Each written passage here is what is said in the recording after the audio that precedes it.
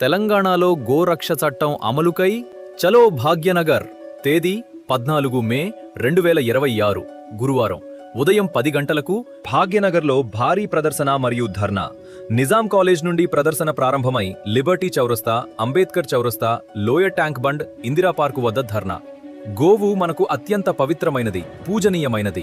సనాతన ధర్మంలో ధర్మానికి ప్రతీకగా గోమాతను ఆరాధిస్తాము.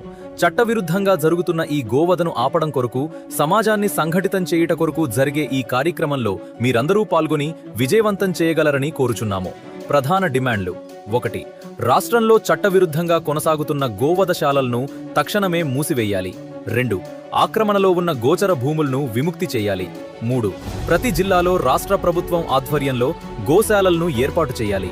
4. దేవాదాయ శాఖ పరిధిలోని అన్ని దేవాలయాలలో గోశాలలు ఏర్పాటు చేయాలి. 5. తెలంగాణ రాష్ట్ర ప్రభుత్వం 1977 గోహత్య నిషేధ చట్టాన్ని కఠినంగా అమలు చేయాలి. 6.